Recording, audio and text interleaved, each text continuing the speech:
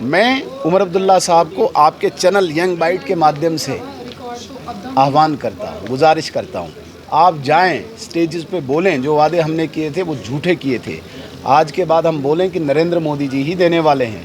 ایک طرف سے نریندر مودی جی کو گالی دیتے ہیں، دوسری طرف سے انہی کی پالیسیز کا بخان کر رہے ہیں، اپنا کچھ دینا نہیں، تو پیپلز فرینڈلی کہاں سے آئے؟ آپ نے 3 چیزیں اس بجٹ میں ذہن میں رکھنی ہے۔ ایک یہ دیکھنا ہے کہ ہمارے پاس کتنی فائنینشیل اٹانومی ہے، کہ جس فائنینشیل اٹانومی میں عمر صاحب آپریٹ کر رہے ہیں اس کو انڈرسٹینڈ اور ریئلائز کرنے کی کوشش کرنی ہے۔ اگر کوئی یہ ہے کہ عمر صاحب انجوائے کر رہے ہیں وہ فریڈم جو ملک کے فائنینس منسٹر کو ہے، وہ فریڈم عمر صاحب انجوائے نہیں کر سکتے۔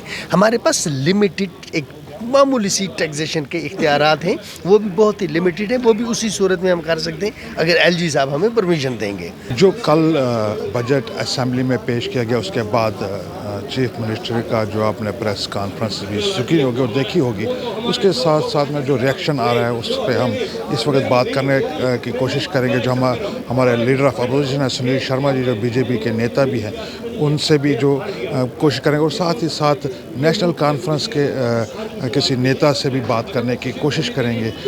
تو ہم اس جو آپ تک یہ کوشش ہوگی ریئیکشن، جو اس کا بجٹ پر ریئیکشن ہے اور اس کے جواب میں کیا جواب آتا ہے، اس ریئیکشن میں اس کا جواب کیا آتا ہے، چلیے ہم آپ کو بتانے کی کوشش کریں گے۔ سی ایم عمر عبداللہ صاحب کا یہ کہنا پیپلز فرینڈلی بجٹ اور ساتھ ہی ساتھ الیکٹڈ گورنمنٹ کی بجٹ ہے، یہ کیا کہنا چاہیں گے؟ مجھے تو بڑی آشچریہ ہو رہا ہے، حیرانگی ہو رہی ہے۔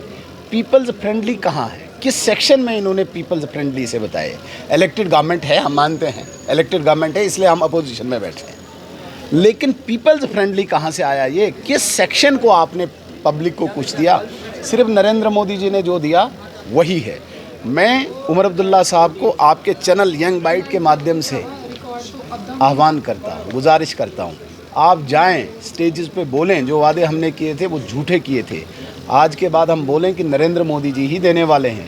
ایک طرف سے نریندر مودی جی کو گالی دیتے ہیں، دوسری طرف سے انہی کی پالیسیز کا بخان کر رہے ہیں، اپنا کچھ دینا نہیں، تو پیپلز فرینڈلی کہاں سے آئے؟ اپوزیشن کا یہ کہنا ہے کہ یہ جو پیپلز فرینڈلی بجٹ بتایا جا رہا ہے اور ساتھ میں الیکٹڈ گورنمنٹ کی بجٹ تو ٹھیک ہے، مگر پیپلز فرینڈلی کا اس میں کہیں نظر نہیں آیا، کیا کہنا چاہتے ہیں اس میں؟ دیکھیں ان کو کیسے نظر آئے گا، وہ تعصب کی نظر سے دیکھتے ہیں۔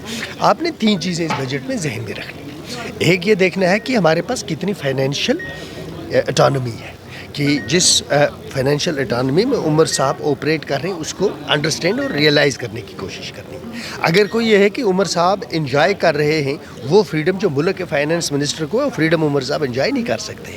ہمارے پاس لمیٹڈ ایک معمولی سی ٹیکسیشن کے اختیارات ہیں، وہ بھی بہت ہی لمیٹڈ ہیں، وہ بھی اسی صورت میں ہم کر سکتے ہیں اگر ایل جی صاحب ہمیں پرمیشن دیں گے۔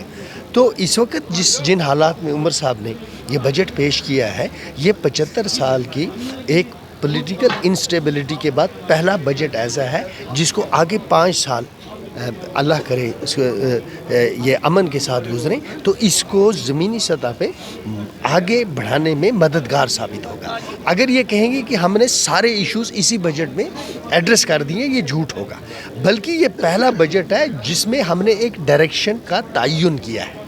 اب اس میں ہم ٹارگٹس کیسے اچیو کریں گے؟ ٹارگٹس اسی صورت میں اچیو ہوں گے جب جو میں نے کہا کہ جب ایک فائنینشیل کمپیکٹ ہوگا ہمارے درمیان اور مرکز ہمارے ساتھ کھڑا ہوگا، کیونکہ جو نقصان ہم جموں کشمیر اور لداخ کے لوگوں نے اٹھایا ہے وہ اس سیاست کی وجہ سے اٹھایا ہے جس کا ہم کبھی حصہ تھے ہی نہیں، اور اگر ملک اس میں ہمارے ساتھ کھڑا نہیں ہوگا، اس کنفلکٹ میں سے جو ہم نکلے ہیں، اگر اس میں ملک ہمارے ساتھ کھڑا نہیں ہوگا تو کون کھڑا ہوگا؟ اس لیے اس بجٹ کو جب آپ دیکھیں گے تو بجٹ ہوتا کیا ہے؟ بجٹ ان سمپل ورڈز از کہ آپ کے پاس ہے کیا اور اس کو خرچ کیسے کریں گے۔ یہ نہیں ہے کہ آپ خرچ کرنا کتنا چاہتے ہیں، یہ ہے کہ آپ خرچ کر کتنا سکتے ہیں۔ تو جو ہم خرچ کر سکتے ہیں اس میں بات ہوئی، اور جو ہم خرچ کرنا چاہتے ہیں اس کے لیے مرکز کو ہمارے ساتھ کھڑا ہونا پڑے۔ سر، منشور میں جو بتایا گیا تھا 200 یونٹ فری بجلی راشن کا ذکر کیا گیا، ساتھ میں سلنڈرز کا بھی ذکر کیا گیا، مگر بجلی آپ نے 200 یونٹ جو آپ کی حکومت دے رہی ہے 200 یونٹ، مگر اس میں وضاحت نہیں کی۔ انہوں نے بولا ایک گریڈ تھرو گریڈ ہوگا، مگر وہ تو آلریڈی اس میں پرائم منسٹر کی یوجنا میں ایک چل رہی ہے کہ تھرو گریڈ جو ہے اس میں فری دیکھیں، جب اس طرح کی مثال کے طور پر جو بھی کمٹمنٹس ہوتی ہیں، جو بھی کوئی پری پول کمٹمنٹس ہوتی ہیں، وہ ساری چیزوں کو ذہن میں رکھ کے کی جاتی ہیں کہ مرکز میں کون سی اسکیمز ہیں، اس کا کس طرح ایڈوانٹیج یا فائدہ اٹھایا جا سکتا ہے، ہمارے پاس کیا اختیارات ہیں، ان کا کس طرح فائدہ اٹھایا جا سکتا ہے.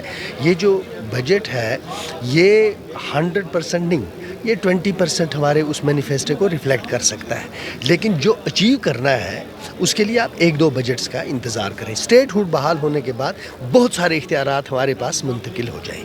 اسی پیسے میں ہم ساری ریلیف اسی صورت میں دے سکتے تھے اگر ہمارا اسٹیٹ ہوڈ ہوتی.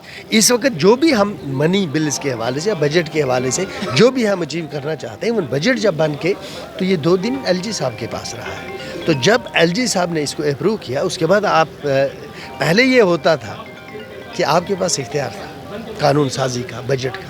اب یہ ہے کہ آپ کے پاس اتنی لیوریج نہیں ہے جس میں آپ کام کر سکیں. یہ ایک کمپلشن ہے، پولیٹیکل کمپلشنز ہیں، اکنامک کمپلشن کہیں، گناہوں کی سزا کہیں، یا کسی امتحان کا تقاضا ہے، لیکن اس میں سے ہم نکلیں گے، آپ امید رکھیں. شکریہ سر. Thank you.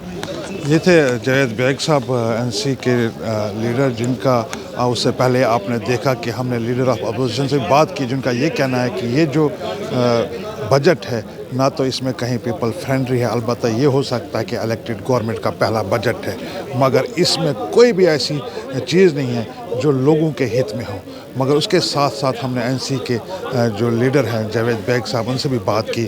ان نے اس کا جو بجٹ کا جو جواب دیا وہ بھی آپ نے سنا. ویڈیو جرنلسٹ اندرجیت کے ساتھ یاسین میر، ینگ بائٹس، جموں.